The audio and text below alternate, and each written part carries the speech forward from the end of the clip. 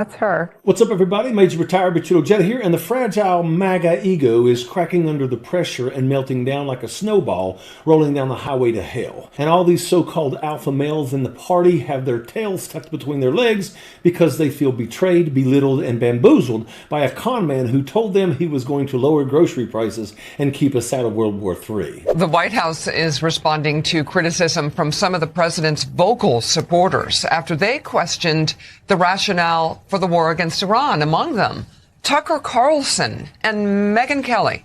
Also, Marjorie Taylor Greene, who has recently broken with the president on a number of issues. And then there's Matt Walsh, who posted this to social media. Quote, "So far, we've heard that although we killed the whole Iranian regime, this war was not a regime change war.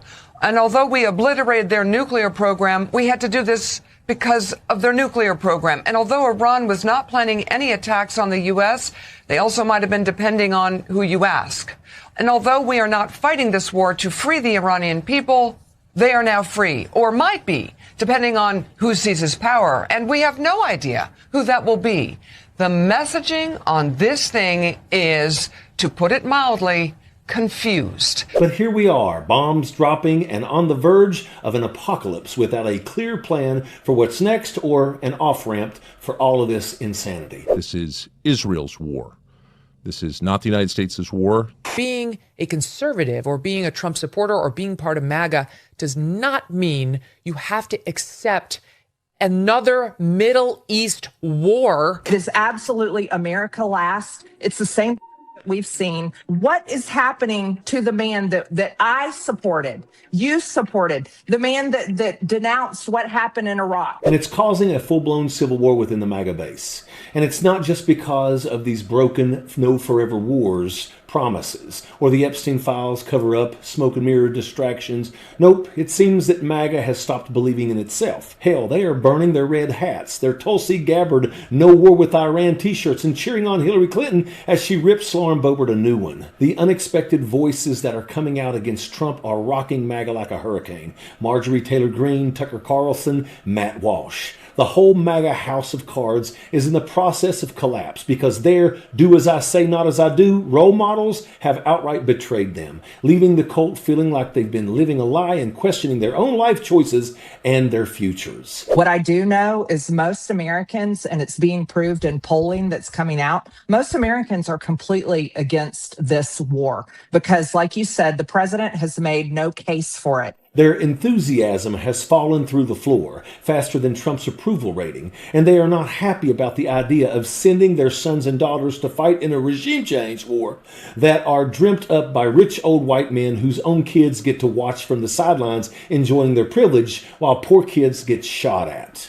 Trump's decision to go along with Benjamin Netanyahu's bucket list agenda against Iran without congressional approval is sticking in their collective craw. And no amount of Trump Kool-Aid or Pete Hegseth spin is going to wash it down. And to add insult to injury, the very thing that rallied them together and united them, protecting children and going after the pedophiles, well, that whole thing has been derailed thanks to Pam Bondi. And MAGA is waking up to the fact that Donald Trump started World War III to keep the Epstein files buried and everyone distracted away from his crimes against children. I mean, look at the situation we're suddenly in. We've gone along with Netanyahu's wish list for the Middle East without coordinating the evacuation of Americans in the region. We killed the Ayatollah and blew up a school. If there was any reason for retaliation, that's it. And Trump has been brazened about it. He told us to expect casualties, that he's okay sending your kids to sacrifice for his grift. It's no wonder we've been seeing him compared to Lord Farquaad on social media and hearing about South Park calling for Barron to be drafted. Trump pretty much broadcast to the world what he was going to do, and he expected everyone to go along with it. But within just a couple of days, everyone is realizing that he has no strategy or exit plan. Americans are dead, and he's telling us that there will be more who die in this illegal, unjustified war. It's all blowing up in his face, and yet he doesn't seem to care. Ever wonder why? Have you seen the rash on his neck, which some folks are saying is cancerous, while others are saying it's from an IV to the jugular? Donald Trump is rotting from the inside out, and there's been conjecture that his health is failing. So in the end, he doesn't care about repercussions unless they happen right now.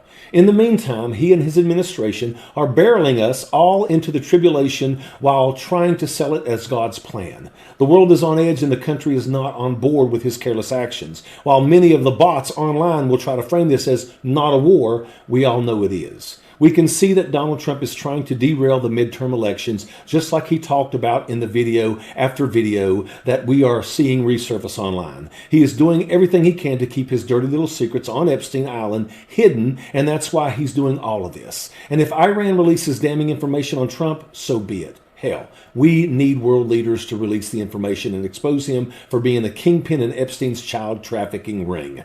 It is a shame that our military has allowed Donald Trump to drag us into friggin' World War III. It is a shame that our military does not have the friggin' backbone to friggin' stand against a stinking drunk by the name of Pete Hegseth that doesn't do jack shit except try to friggin' act like he's all that and a bag of chips. And in fact, he is absolutely the worst friggin' Secretary of Defense we have had in this country's history. An absolute buffoon who's going to be the reason why we could lose thousands upon thousands of troops now. And that's why you're starting to hear something that would have been unthinkable not very long ago. You're hearing voices from inside that same ecosystem saying things like, I hope the Republicans lose the midterms this year. They need to for the country. They need to be destroyed, and no one from this administration can be supported in 2028. They're naming names, J.D. Vance, Marco Rubio, Tulsi Gabbard, and asking the same question millions of Americans are starting to ask. How did the movement that claimed it would keep us out of wars end up cheering one on? Because even people who despise the Ayatollah can see what's happening here. It's perfectly fair to